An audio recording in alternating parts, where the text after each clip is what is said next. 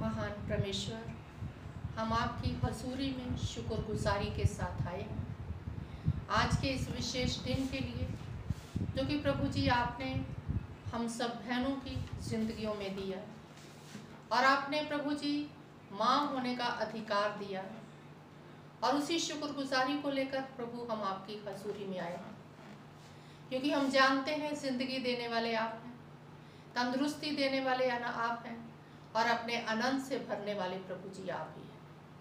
प्रभु आज का दिन सब बहनों के लिए प्रभु बहुत महत्वपूर्ण दिन है और सबको आशीष दीजिए और आज का दिन प्रभु हम आपके आनंद में होकर व्यतीत करने वाले हो सके। प्रभु आपके वचन जो कि सुबह से पिता परमेश्वर आपके दासों के द्वारा आज मदर्स डे पर सुना गया प्रभु, वो हम सब के लिए आशीष में होने वाला हो सके और प्रभु उस वचन से हम प्रभु जीवन पाएं और बहुतायत का जीवन पाने वाले हो सके, जिससे प्रभु हम आत्मिक जिंदगी में आगे बढ़ने वाले हो सके। प्रभु यीशु मसीह के नाम से मांगते, आमीन।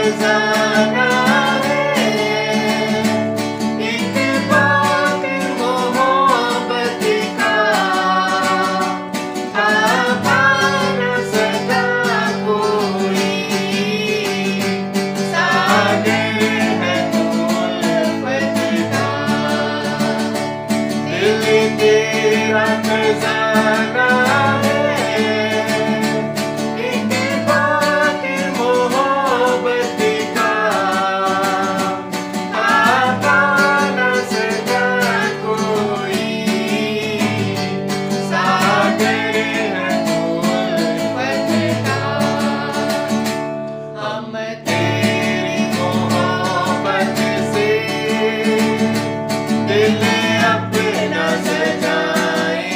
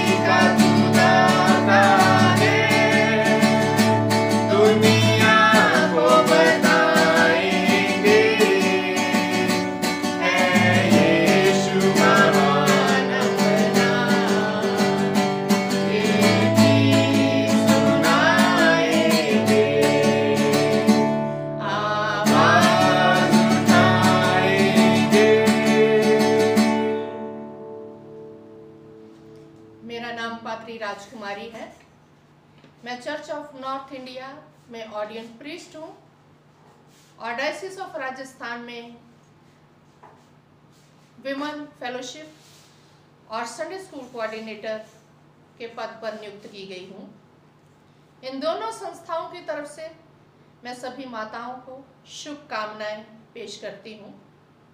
आज मदर्स डे है और परमेश्वर के वचन में जो औरत को माँ होने का रुतबा दिया गया है, मैं परमेश्वर का धन्यवाद करती हूँ। मैं आदरणीय बिशप साहब की तरफ से सभी बहनों को हैप्पी मदर्स डे की मुबारकबाद देती हूँ। माँ एक ऐसा शब्द है जिसे सिर्फ बोलने से ही हमारे हृदय में प्यार और खुशी की लहर आ जाती है। ऐसे पवित्र दिन में मैं अपनी माँ को और सब माताओं को प्रणाम करती हूँ। माँ का स्थान हमारी जिंदगी में बहुत महत्वपूर्ण है। अगर माँ हमें जिंदगी के हर पल में संभालती है तो बाप भी एक ऐसी छाया है या ऐसी छाया का वृक्ष है जो हमें हर मुसीबत से बचाता है और जिंदगी में हमें संभालता है। पवित्र वचन में माँ और बाप का बहुत वर्णन किया गया है और इसके बारे में बहुत सारा वचन हमें बहुत सारी शिक्षाएं देता है। 10 हुक्मों में हम देखते हैं, जो 5वां हुक्म है उसमें बताया गया है कि तू अपने पिता और अपनी माता का आदर करना, और उसके साथ प्रतिज्ञा भी की गई है कि तेरा भला होगा और तू धरती पर बहुत दिन जीवित रहेगा। और नीति वचन पहला अध्याय अगर उसका 8 आयत हम पढ़ें तो वहां परमेश्वर का वचन हमें बताता है, वो कहते हैं कि हे मेरे पुत्र, अपने पिता की शिक्षा पर कान लगा और अपनी माता की शिक्षा को ना तज। माता पिता की शिक्षाएं हमारे सिर के लिए शोभेमान मुकुट है और हमारे गले के लिए कंठमाला है। और पहली बात जो मैं परमेश्वर के वचन से आपको बताना चाहती हूँ या आपसे शेयर करना चाहती हूँ, वो है कि माँ का जो आनंद है वो बच्चों में ही होता है। जब माँ आनंदित है तो उसका आनंद अपने बच्चों में ही बना होता है। और यूहन्ना 16 अध्याय अगर हम 21 आयत पढ़ें, उसमें लिखा हुआ है, प्रसव के समय स्त्री को शोक होता है क्योंकि उसकी दुख की घड़ी आ पहुंची है, परंतु जब वह बालक को जन्म दे चुकती है तो वो आनंद से कि संसार में एक मनुष्य उत्पन्न हुआ, उस संकट को फिर स्मरण नहीं करती। जो उसने दर्द सहा होता है, जो संकट उसके ऊपर होती है, जो तकलीफ उसके ऊपर होती है, वो उसको कभी भी स्मरण नहीं करती, लेकिन उस बालक को अपनी गोद में लेकर वो आनंदित होती है। और परमेश्वर के वचन में मैं कुछ बहनों के बारे में आपको बताऊंगी कि जिन्होंने इस आशीष को पाया और उन्होंने किस तरीके से परमेश्वर की स्तुति की और परमेश्वर को धन्यवाद दिया और किन शब्दों में उन्होंने इसको पुकारा। और हम सबसे पहले अपनी आदि माता हवा के बारे में हम जानते हैं कि जब उसने कैन को जन्म दिया तो कहा कि मैंने यहोवा की सहायता से एक पुरुष को पाया है। और सारा के विषय में हम कहते हैं, सारा के विषय में उत्पत्ति 21 अध्याय उसकी 6 आयत में अगर हम वहां पढ़ें तो उसने कहा कि जब उसने इसहाक को जन्म दिया तो सारा ने कहा कि परमेश्वर ने मुझे प्रफुल्लित किया है, इसलिए सब सुनने वाले भी मेरे साथ प्रफुल्लित हो। उसने अपने आनंद को दूसरों के साथ भी बांटा कि परमेश्वर ने मुझे प्रफुल्लित किया है, परमेश्वर ने मुझे ये अधिकार दिया है कि मैं माँ का रुतबा प्राप्त कर सकूं। मैं खुश हूं तो मेरे साथ दूसरे भी सब खुश हों। और हन्ना ने जब शमूएल को जन्म दिया तो हन्ना ने कहा कि मेरा मन यहोवा के कारण मगन है और मेरा सीन यहोवा ने ऊंचा किया है। और हमारे मुक्तिदाता प्रभु यीशु मसीह की माता ने अनंत में स्तुति गान गाया और उसने कहा, मेरा प्राण परमेश्वर की बढ़ाई करता है और मेरी आत्मा मेरे उद्धार करने वाले परमेश्वर से आनंदित है। माँ परमेश्वर को धन्यवाद देती है माँ आनंदित होती है, माँ गर्व महसूस करती है और परमेश्वर की स्तुति करती है। दूसरा हम देखते हैं कि माँ एक मार्गदर्शन है और अपने बच्चों के लिए, माँ एक मार्गदर्शक है अपने बच्चों के लिए। ये माँ के ऊपर डिपेंड है कि वो अपने बच्चों को किस रास्ते पर लेकर जा रही है और कैसी शिक्षा अपने बच्चों को देती है। और नीति वचन 22 अध्याय उसकी 6 आयत अगर हम पढ़ें तो वहां परमेश्वर का वचन हमें माता पिता को एक ऐसी शिक्षा दे रहा है, एक ऐसा रास्ता बता रहा है कि हम अपने बच्चों को किस तरीके से आगे बढ़ा सकते हैं। वहां लिखा है कि लड़के को उसी मार्ग की शिक्षा दे जिस पर उसे चलना चाहिए और वो बुढ़ापे में भी उससे ना हटे। कि अपने बच्चों को उसी मार्ग की हम शिक्षा दें जिस पर हम चाहते हैं कि वो चले और उसके